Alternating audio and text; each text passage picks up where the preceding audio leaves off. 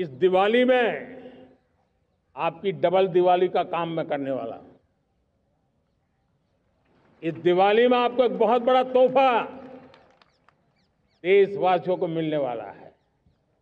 पिछले 8 साल से हमने जीएसटी का बहुत बड़ा रिफॉर्म किया। पूरे देश में टैक्स के बर्डन को कम किया, टैक्स की व्यवस्थाओं को सरल किया और 8 साल के बाद समय की मांग है कि हम एक बार उसको रिव्यू करें।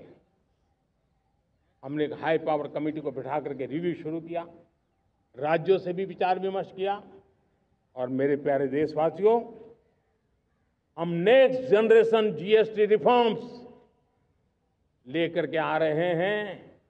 ये दिवाली के अंदर आपके लिए तोहफा बन जाएंगे। सामान्य मानवीय की जरूरतों के टैक्स भारी मात्रा में कम कर दिए जाएंगे। बहुत बड़ी सुविधा बढ़ेगी। हमारे एमएसएमई, हमारे लघु उद्यमी, इनको बहुत बड़ा लाभ मिलेगा। रोजमर्रा की चीजें बहुत सस्ती हो जाएगी और उससे इकोनॉमी को भी एक नया बल मिलने वाला है। मेरे प्यारे देशवासियों, आज देश तीसरी बड़ी इकोनॉमी बनने के लिए समय तेज गति से आगे बढ़ रहा है। हम दरवाजे खटखटा रहे हैं और बहुत तेजी से हम उसको अचीव भी कर लेंगे। और कोई तो दिन होगा मैं आपके बीच आकर के लाल किले की प्राचीर से ये खबर भी सुनाऊंगा।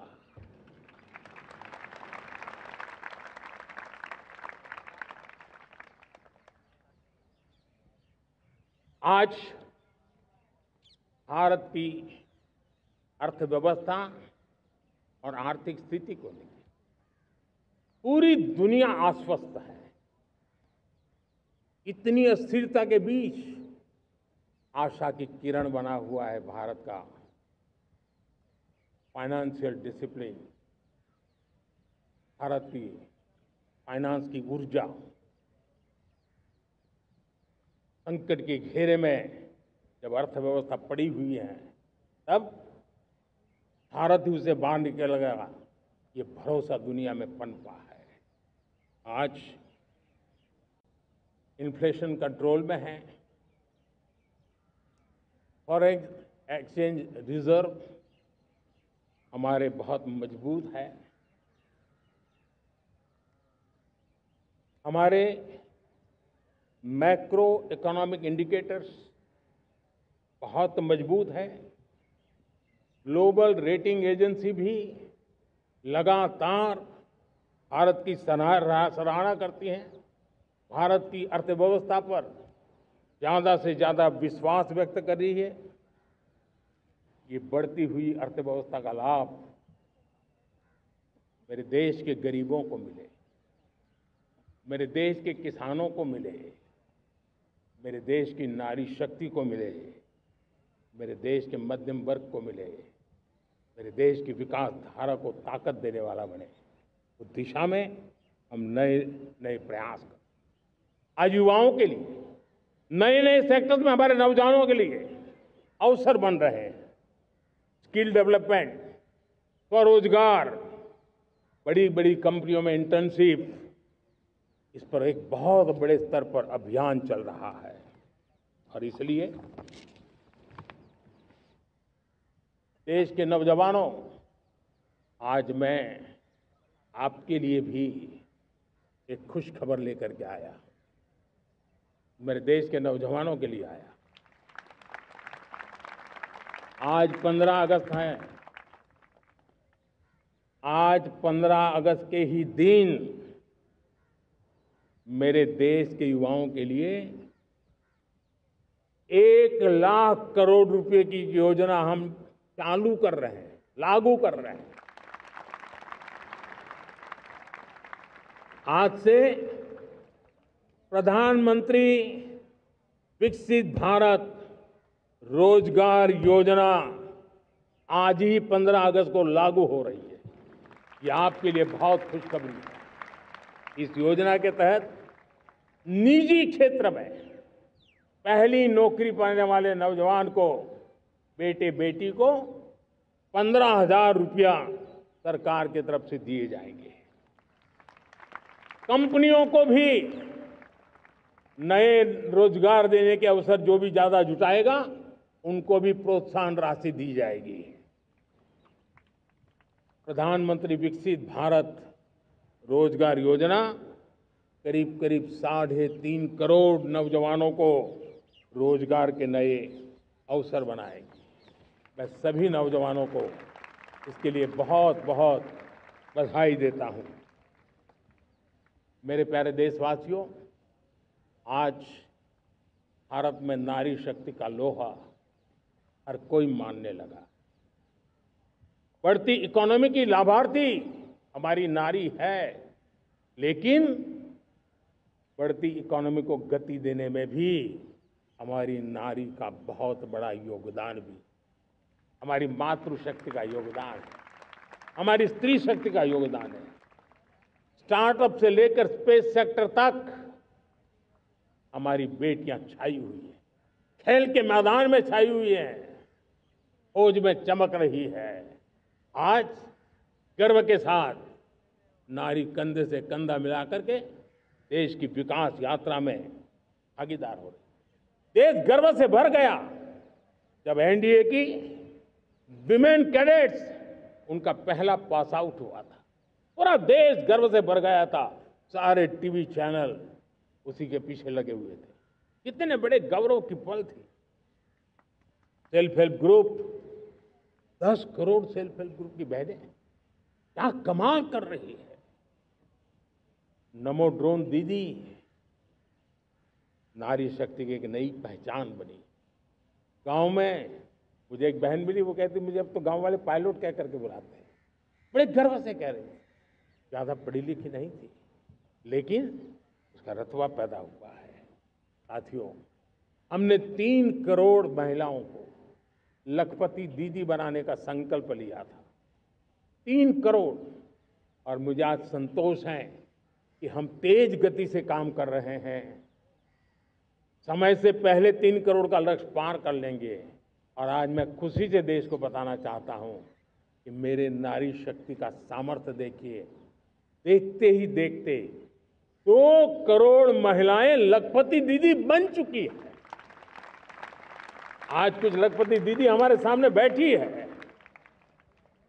ये है मेरे सामर्थ्य।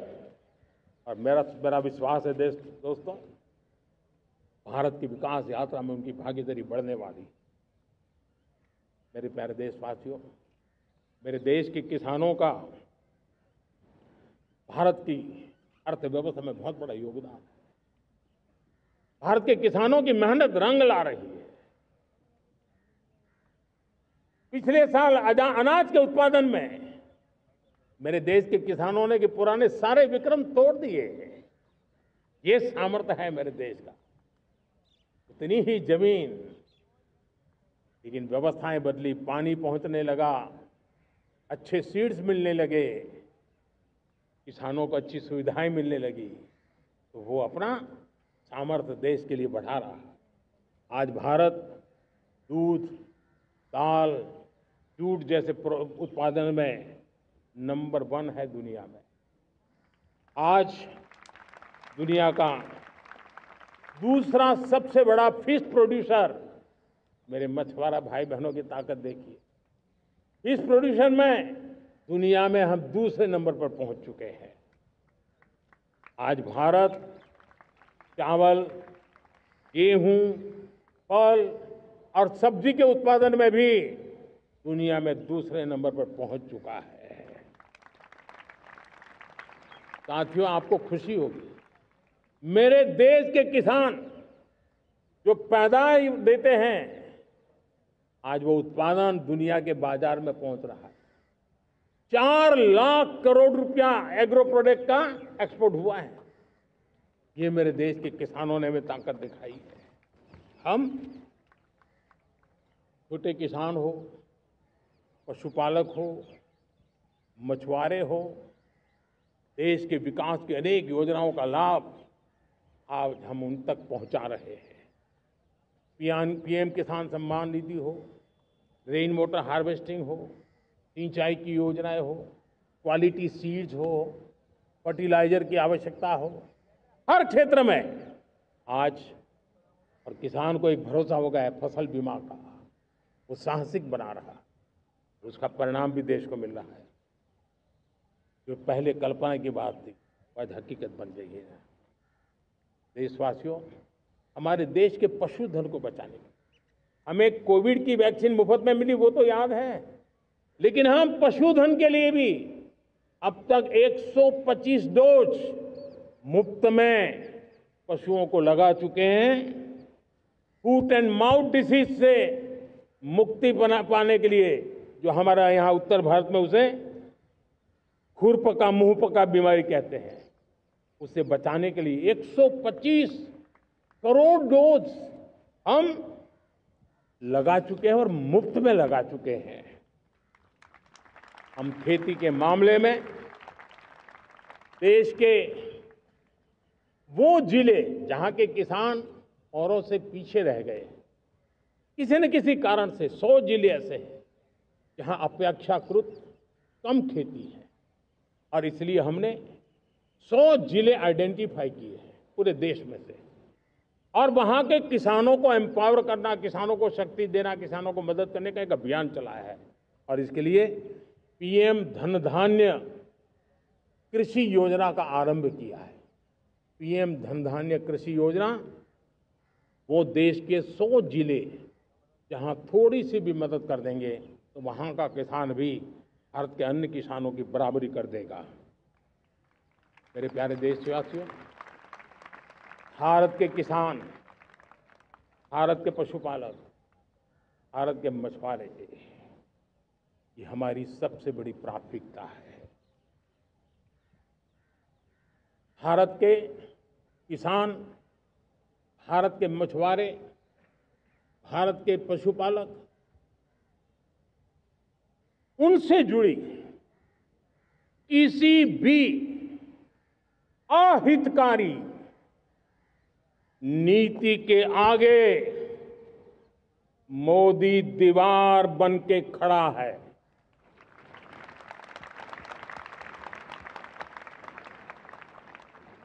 भारत अपने किसानों, अपने पशुपालकों, अपने मछुआरों के संबंध में कभी भी कोई समझौता नहीं स्वीकार करेगा।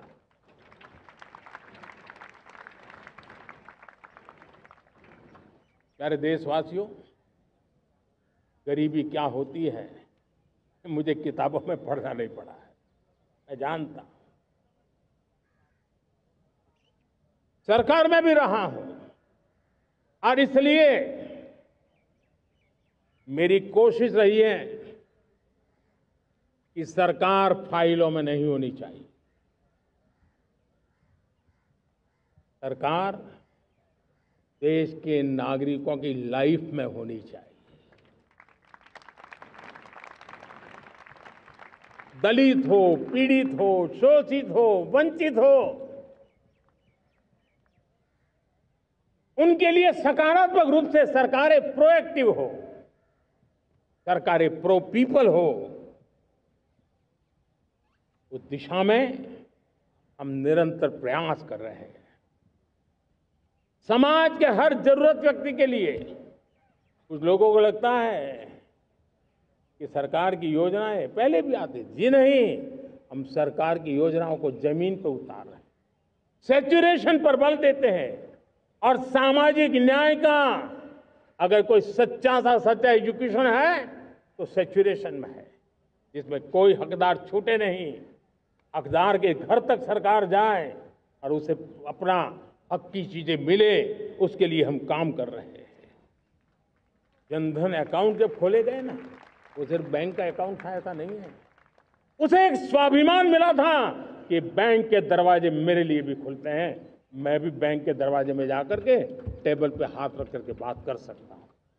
ये विश्वास हमने जगाया है।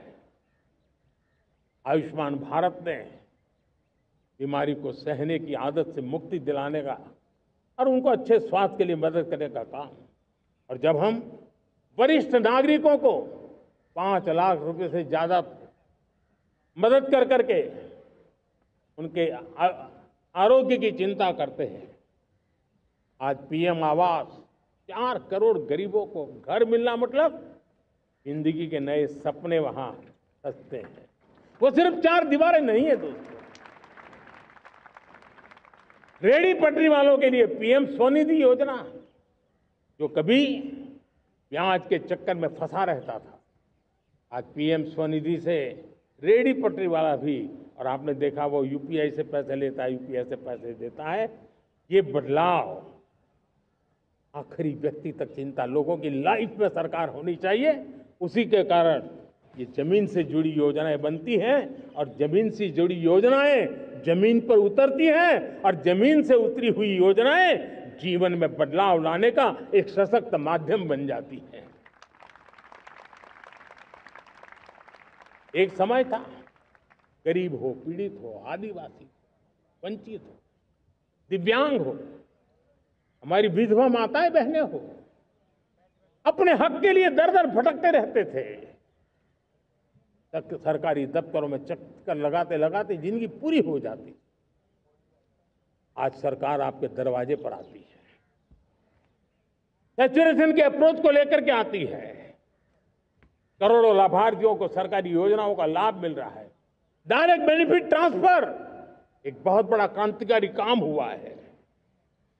साथियों, गरीबी हटाओ के नारे देश ने बहुत सुने हैं, लाल किले से भी सुने, और देश सुन सुन करके थक गया था और देश ने मान लिया था कि गरीबी हट नहीं सकती है। लेकिन जब हम योजनाओं को गरीब के घर तक ले जाते हैं, विश्वास को गरीब के मन में हम पैदा करते हैं, तब मेरे देश के 25 करोड़ गरीब गरीबी को परास्त कर करके, गरीबी से बाहर निकल करके एक नया इतिहास बनाते हैं। आज 10 करोड़ गरीब, 10 वर्ष में 25 करोड़ से ज्यादा गरीब गरीबी को परास्त कर करके गरीबी से बाहर निकले हैं और एक न्यू मिडिल क्लास तैयार हुआ है। मेरे साथियों, ये न्यू मिडिल क्लास और मिडिल क्लास एक ऐसी जुगलबंदी है जिसमें एस्पिरेशन भी है, एफर्ट भी है। वो देश को आगे बढ़ाने के लिए बहुत बड़ा सामर्थ्य बनने वाली है। मेरे प्यारे देशवासियों, बहुत ही निकट भविष्य में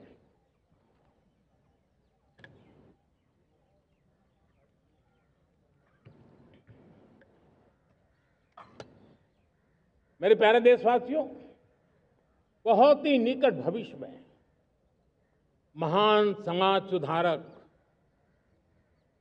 महात्मा ज्योतिबा फुले जी की 200वीं जयंती आ रही है। हम उस जयंती के समारोह शुरू करने जा रहे हैं और महात्मा ज्योतिबा फुले के सिद्धांत, उन्होंने जो मंत्र दिए, उसमें हमारे लिए प्रेरणा है। पिछड़े को प्राथमिकता, पिछड़े को प्राथमिकता देते हुए हम परिवर्तन की ऊंचाइयों को प्राप्त करना चाहते हैं। हम इसके लिए परिश्रम की पराकाष्ठा करना चाहते हैं। हम पारदर्शी नीतियों के द्वारा पिछड़ों को प्राथमिकता, ये हम धरती पर उतारना चाहते हैं, हर पिछड़े के जीवन में उतारना चाहते हैं। साथियों, रेहड़ी पटरी वालों के लिए स्वनिधि योजना हो या हमारे हुनर वाले, हाथ से काम करने वाले विश्वकर्मा योजना की बात हो, आदिवासी में भी जो पिछड़े रह गए हैं उनके लिए पीएम जनधन की योजना की बात हो, हमारे पूर्वी भारत को विकास में पूरे देश के अंदर बराबरी में लाना और उनको नेतृत्व देने की दिशा में काम हो, हम सिर्फ समाज पिछड़े हो उनकी चिंता तक अटकने वाले नहीं है। जो क्षेत्र पिछड़े हैं उनको भी हम प्राथमिकता देना चाहते हैं। जो जिले पिछड़े रहे हैं हम उनको प्राथमिकता देना चाहते हैं। जो ब्लॉक पिछड़े रहे हैं उनको प्राथमिकता देना चाहते हैं। हमने 100 एस्पिरेशनल डिस्ट्रिक्ट, 500 एस्पिरेशनल ब्लॉक, उसी मिशन में काम किया है। हमने पूर्वी भारत के विकास के लिए हजारों करोड़ रुपए के इंफ्रास्ट्रक्चर के प्रोजेक्ट को बल दिया है। हमने पूर्वी भारत के जीवन को बदल करके देश की विकास यात्रा में भागीदार बनने का। मेरे प्यारे देशवासियों, जीवन हर क्षेत्र में विकास होना चाहिए। विकास के लिए खेल का भी महत्व होता है। और मुझे खुशी है कि एक जमाना था जहाँ बच्चे खेल में अगर समय लगाते हैं तो माँ बाप ज्यादा पसंद नहीं करते थे। आज एकदम से उलट गया है। अगर बच्चे खेल कूद में आगे आते हैं, रुचि लेते हैं, तो माँ बाप गर्व से भर जाते हैं। मैं इसे एक शुभ संकेत मानता हूं। मेरे देश के परिवार के अंदर खेल को प्रोत्साहन का वातावरण मैं देखता हूं, मेरा मन गर्व से भर जाता है। मैं इसे देश के भविष्य के लिए बहुत शुभ संकेत मानता हूं। और साथियों, इस खेल को बढ़ावा देने के लिए हमने नेशनल स्पोर्ट्स पॉलिसी, कई दशकों के बाद हम देश में खेलो भारत नीति को लेकर के आए हैं, ताकि एक खेल जगत का सर्वांगीण विकास का प्रयास हो। स्कूल से लेकर के ओलंपिक तक हम एक पूरा इकोसिस्टम डेवलप करना चाहते हैं, चाहे कोचिंग की व्यवस्था हो, फिटनेस की बात हो, खेल के मैदान हो, खेल की व्यवस्थाएं हो, खेल के लिए आवश्यक साधन हो, लघु उद्योगों को भी खेल के साधन बनाने में मदद करने की बात हो। यानी एक प्रकार से पूरा इकोसिस्टम हम दूर दराज के बच्चों तक पहुंचाना चाहते हैं। लेकिन साथियों, जब मैं फिटनेस की बात करता हूं, जब मैं खेलकूद की बात करता हूं, तब मैं एक चिंता भी आपके सामने रखना चाहता हूं। हमारे देश के हर परिवार को चिंता करनी चाहिए। मोटापा हमारे देश के लिए बहुत बड़ा संकट बनता जा रहा है। आने वाले वर्षों में लोग, जो पंडित लोग हैं वो कहते हैं, जो जानकार लोग कहते हैं, हर तीसरे व्यक्ति में एक व्यक्ति मोटापे का शिकार होगा। हमें मोटापे से बचना है, ओबेसिटी से बचना है। और इसलिए मैंने बाकी सब करना पड़ेगा, लेकिन एक छोटा सा सुझाव दिया था कि परिवार तय करे कि जब खाने का तेल घर में आएगा 10% कम ही आएगा और 10% कम ही उपयोग करेंगे, और हम ओबेसिटी के खिलाफ लड़ाई को जीतने की दिशा में हम अपना योगदान देंगे।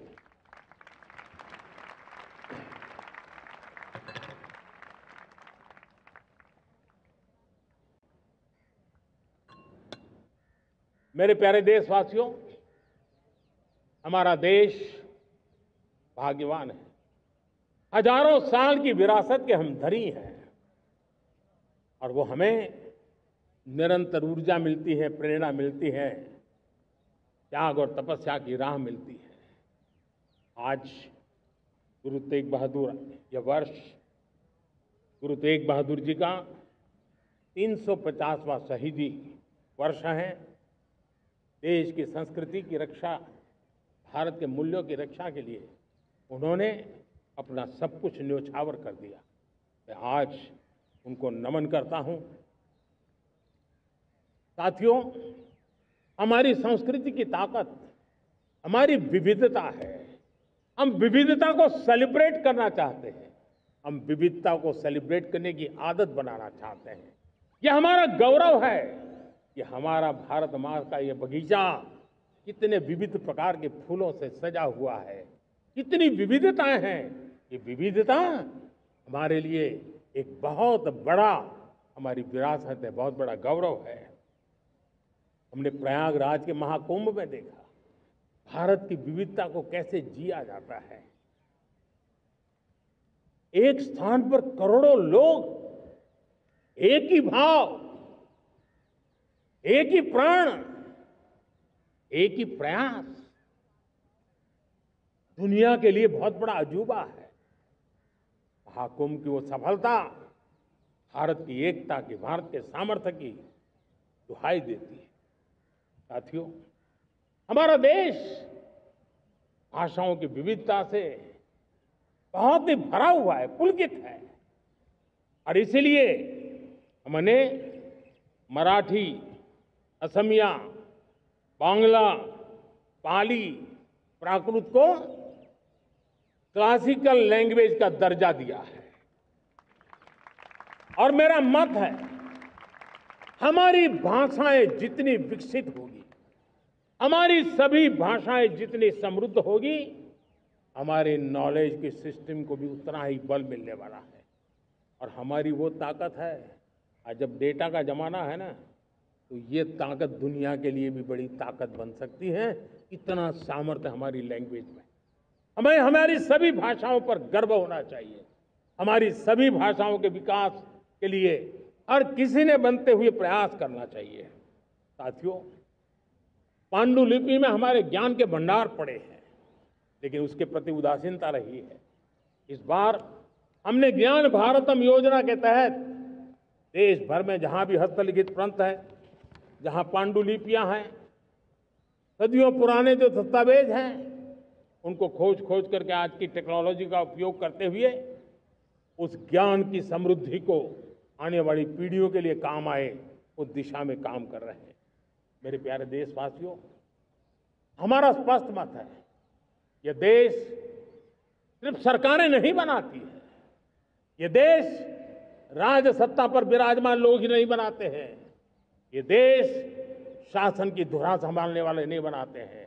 ये देश बनता है कोटि कोटि जनों के पुरुषार्थ से, ऋषियों के, मुनियों से, वैज्ञानिकों के, शिक्षकों के, किसानों के, जवानों के, सेना के, मजदूरों के, हर किसी के प्रयास से देश बनता है।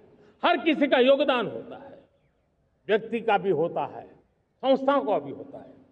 आज मैं बहुत गर्व के साथ एक बात का जिक्र करना चाहता हूं। आज से 100 साल पहले एक संगठन का जन्म हुआ, राष्ट्रीय स्वयंसेवक संघ। 100 साल की राष्ट्र की सेवा एक बहुत ही गौरवपूर्ण स्वर्णिम पृष्ठ है। व्यक्ति निर्माण से राष्ट्र निर्माण के संकल्प को लेकर के 100 साल तक मां भारती का कल्याण का लक्ष्य लेकर के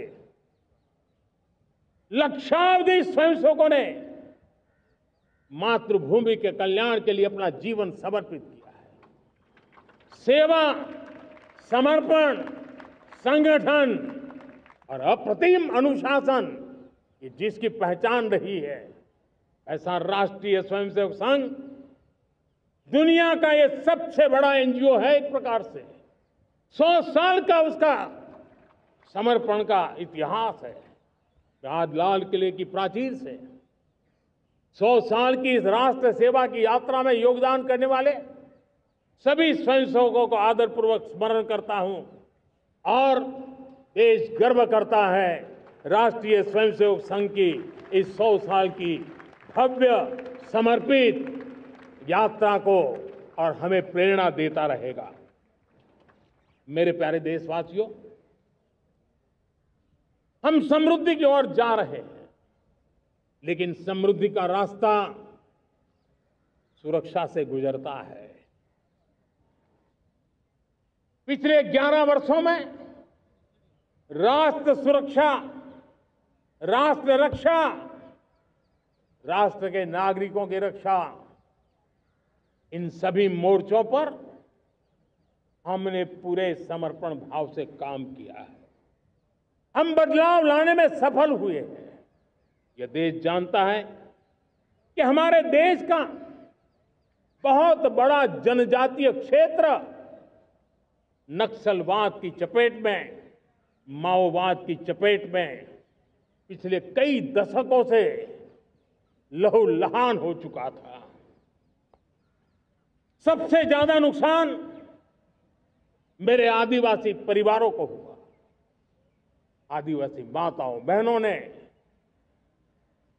अपने सपने के होनहार बच्चों को खो दिया। नौजवान बेटे गलत रास्ते पर खींच लिए गए, भटकाए गए, उनकी जीवन को तबाह कर दिया गया।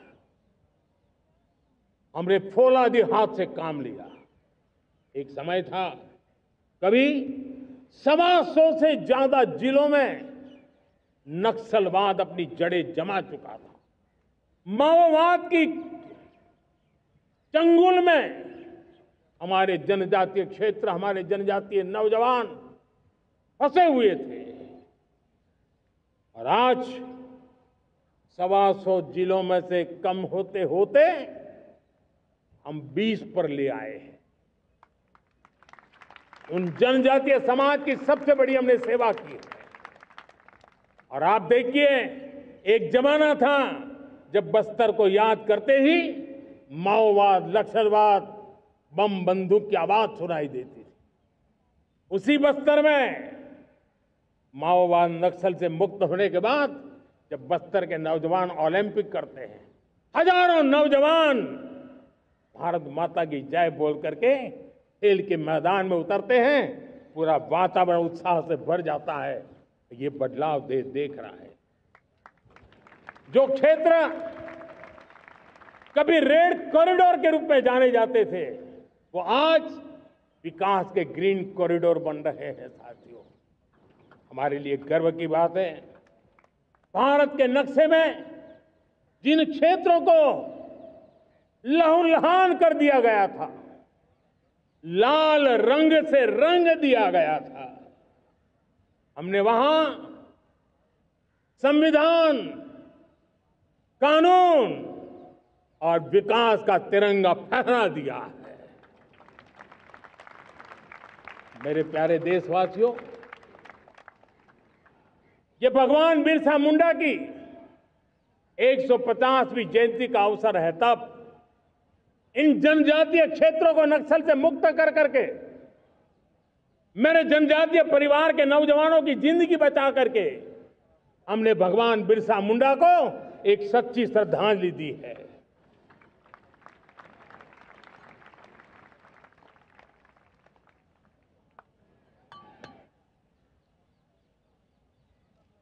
मेरे प्यारे देशवासियों, मैं आज देश के सामने एक चिंता, एक चुनौती के संबंध में आगाह करना चाहता हूं। षड्यंत्र के तहत,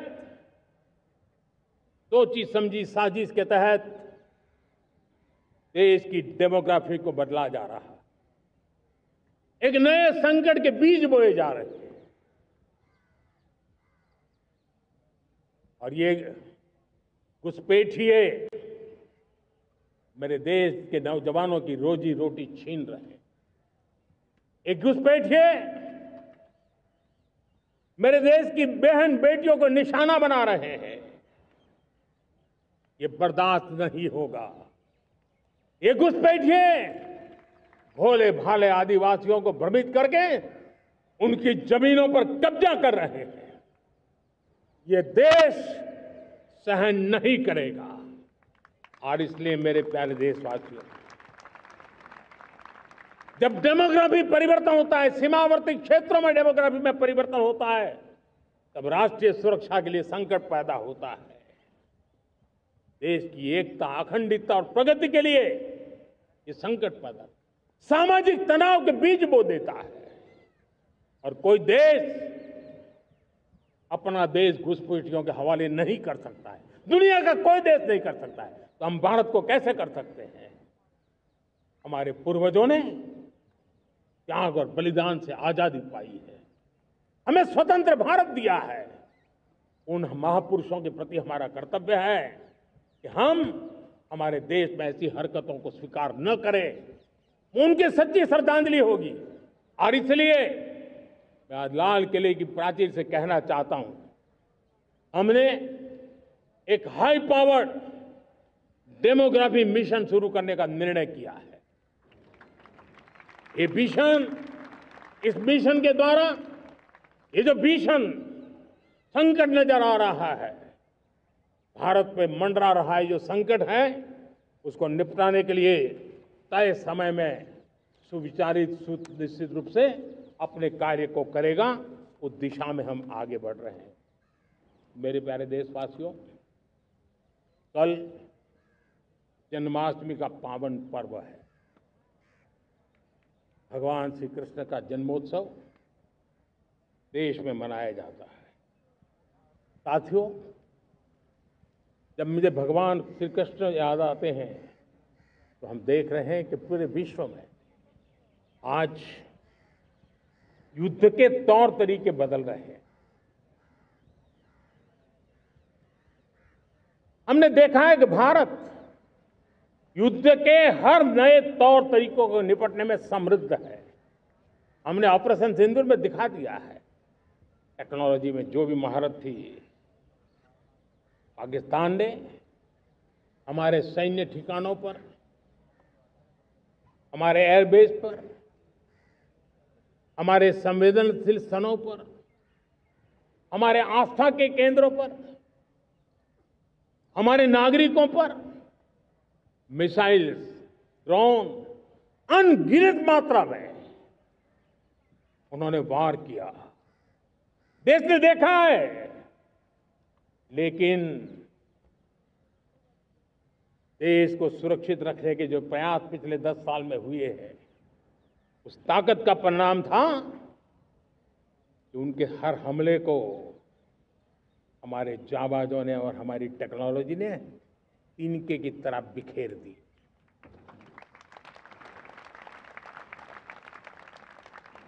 रत्ती भर नुकसान नहीं कर पाए। और इसलिए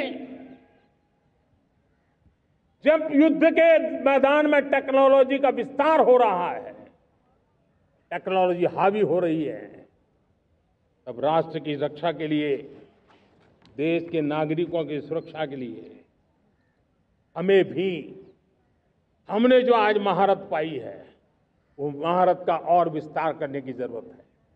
हमने आज जो महारत पाई है, उसको लगातार अपग्रेड करते रहने की आवश्यकता है। और इसलिए साथियों, मैंने एक संकल्प लिया है, मुझे आपके आशीर्वाद चाहिए, कोटि कोटि देशवासियों के आशीर्वाद चाहिए। क्योंकि समृद्धि कितनी ही क्यों न हो, अगर सुरक्षा के प्रति उदासीनता बरतते हैं तो समृद्धि भी किसी काम की नहीं रहती। और इसलिए सुरक्षा का महत्व बहुत बड़ा है। और इसलिए मैं आज लाल किले की प्राचीर से कह रहा हूं, आने वाले 10 साल में 2035 तक राष्ट्र के सभी महत्वपूर्ण स्थलों, जिनमें सामरिक के साथ साथ सिविलियन क्षेत्र भी शामिल है, जैसे अस्पताल हो, रेलवे हो, जो भी आस्था के केंद्र हो, उन्हें टेक्नोलॉजी के नए प्लेटफॉर्म द्वारा पूरी तरह सुरक्षा का कवच दिया जाएगा। ये सुरक्षा का कवच लगातार विस्तार होता जाए, देश का हर नागरिक सुरक्षित महसूस करे। किसी भी प्रकार की टेक्नोलॉजी हम पर वार करने आ जाए, हमारी टेक्नोलॉजी उससे बेहतर सिद्ध हो। और इसलिए आने वाले 10 साल 2035 तक मैं ये राष्ट्रीय सुरक्षा कवच का विस्तार करना चाहता हूं, मजबूती देना चाहता हूं, आधुनिक बनाना चाहता हूं। और इसलिए भगवान श्री कृष्ण से प्रेरणा पाकर के हमने श्री कृष्ण का जो सुदर्शन चक्र था, उस सुदर्शन चक्र की राह को चुना है। आप में से बहुत लोगों को याद होगा, जब महाभारत की लड़ाई चल रही थी, श्री कृष्ण ने अपने सुदर्शन चक्र से सूर्य के प्रकाश को रोक दिया था और दिन में ही अंधेरा कर दिया था। सूर्य प्रकाश को सुदर्शन चक्र से रोक दिया था। और तब अर्जुन ने जो शपथ ली थी जयद्रथ का वध करने की, उस प्रतिज्ञा को अर्जुन पूर्ण कर पाए थे। वो सुदर्शन चक्र के पराक्रम और रणनीति का परिणाम था। अब देश सुदर्शन चक्र मिशन लॉन्च करेगा।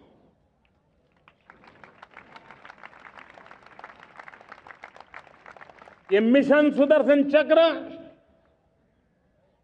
एक पावरफुल वेपन सिस्टम दुश्मन के हमले को न्यूट्रलाइज तो करेगा ही करेगा, लेकिन कई गुना ज्यादा दुश्मन पर हिट बैक करेगा।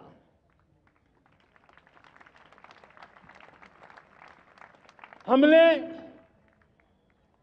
भारत के इस मिशन सुदर्शन चक्र के लिए कुछ मूलभूत बातें भी तय की है। आने वाले 10 सालों में हम उसको प्रखरता से आगे बढ़ाना चाहते हैं। एक तो ये पूरी आधुनिक सिस्टम, इसके लिए रिसर्च, डेवलपमेंट, उसकी मैन्युफैक्चरिंग हमारे देश में ही हो, हमारे देश के नौजवानों के टैलेंट से हो, हमारे देश के लोगों के द्वारा बनी। दूसरा, एक ऐसी व्यवस्था होगी जो वॉरफेयर के हिसाब से भविष्य में क्या क्या संभावनाएं हैं उसका हिसाब किताब लगा करके +1 की स्ट्रेटेजी वर्कआउट करेगी। और तीसरा, सुदर्शन चक्र की एक ताकत थी, वो बहुत ही प्रिसाइज, जहां जाना था वहीं जाता था और वापस श्री कृष्ण के पास लौट के आता था। हम इस सुदर्शन चक्र के द्वारा भी टारगेटेड प्रिसाइज एक्शन के लिए भी व्यवस्था को विकसित करने की दिशा में आगे बढ़ेंगे। और इसलिए युद्ध के बदलते तौर तरीकों में राष्ट्र की सुरक्षा, नागरिकों की सुरक्षा के लिए मैं बड़े प्रतिबद्धता के साथ इस कार्य को आगे बढ़ाने के लिए वचन देता हूं। मेरे प्यारे देशवासियों, जब हम लोकतंत्र की बात करते हैं, स्वतंत्र भारत की बात करते हैं, तब हमारा संविधान हमारे लिए सर्वोच्च दीप स्तंभ होता है, हमारा प्रेरणा का केंद्र होता है। लेकिन आज से 50 साल पहले भारत के संविधान का गला घोंट दिया गया था। भारत के संविधान के पीठ पे छुरा भोंक दिया गया था। देश को जेल खाना बना दिया गया था।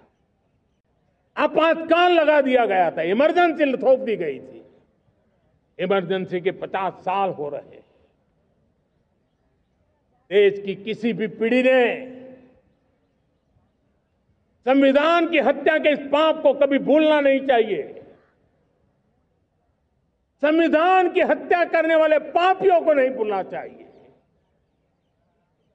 और हमें भारत के संविधान के प्रति अपने समर्पण को और मजबूती देते आगे बढ़ना चाहिए।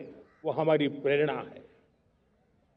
मेरे प्यारे देशवासियों, मैंने इसी लाल किले से पंच प्रण की बात कही थी। मैं आज लाल किले से फिर से एक बार मेरे देशवासियों का पुनः स्मरण जरूर करना चाहता हूं। विकसित भारत बनाने के लिए न हम रुकेंगे, न हम झुकेंगे। हम परिश्रम की पराकाष्ठा करते रहेंगे और अपनी आंखों के सामने 2047 में विकसित भारत बना करके रहेंगे। मेरे प्यारे देशवासियों, हमारा दूसरा प्रण है कि हम हमारे जीवन में, हमारी व्यवस्थाओं में, हमारे नियम कानून परंपराओं में गुलामी का एक भी कण अब बचने नहीं देंगे। हम हर प्रकार की गुलामी से मुक्ति पाकर के ही रहेंगे। मेरे प्यारे देशवासियों, हम अपनी विरासत पर गर्व करेंगे। हमारी पहचान का सबसे बड़ा आभूषण, सबसे बड़ा गहना, सबसे बड़ा मुकुटमणि हमारी विरासत है। हम विरासत का गर्व करेंगे। मेरे प्यारे देशवासियों, इन सब के लिए एकता, ये मंत्र सबसे बड़ा शक्तिशाली मंत्र है और इसलिए एकता की डोर को कोई काट न सके, ये हमारा सामूहिक संकल्प होगा। मेरे प्यारे देशवासियों, मां भारती के प्रति कर्तव्य निभाना ये पूजा से कम नहीं है, तपस्या से कम नहीं है, आराधना से कम नहीं है। और उसी भाव से हम सब मातृभूमि के कल्याण के लिए परिश्रम की पराकाष्ठा करते हुए 2047 विकसित भारत के लक्ष्य को पार करने के लिए अपने आप को अपा देंगे, अपने आप को झोंक देंगे। जो भी सामर्थ्य है, कोई भी अवसर को छोड़ेंगे नहीं। इतना ही नहीं, नए अवसरों को निर्माण करेंगे और निर्मित करने के बाद हम 140 करोड़ देशवासियों के सामर्थ्य से आगे बढ़ते ही रहेंगे, बढ़ते ही रहेंगे, बढ़ते ही रहेंगे। मेरे प्यारे देशवासियों, हमें याद रखना है, 140 करोड़ देशवासियों को याद रखना है, परिश्रम में जो तपा है, परिश्रम में जो तपा है, उसने ही तो इतिहास रचा है। परिश्रम में जो तपा है, उसने ही तो इतिहास रचा है। जिसने फौलादी चट्टानों को तोड़ा है, जिसने फौलादी चट्टानों को तोड़ा है, उसने ही समय को मोड़ा है। जिसने फौलादी चट्टानों को तोड़ा है, उसने ही समय को मोड़ा है। और समय को मोड़ देने का भी, समय को मोड़ देने का भी यही समय है, सही समय है। मेरे प्यारे देशवासियों, एक बार फिर आप सबको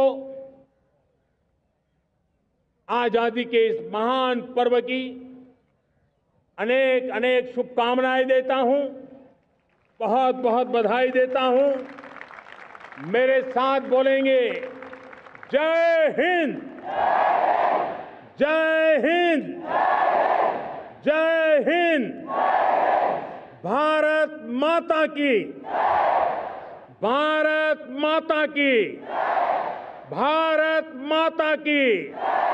वंदे, वंदे, वंदे। बहुत बहुत धन्यवाद। जनगण मन अधिनायक जय हे भारत भाग्य विधाता। पंजाब सिंध गुजरात मराठा द्राविड़ उत्कल बंग। विंध्य हिमाचल यमुना गंगा उच्छल जगति तरंग। तब शुभ नामे जागे, तब शुभ आशीष मांगे।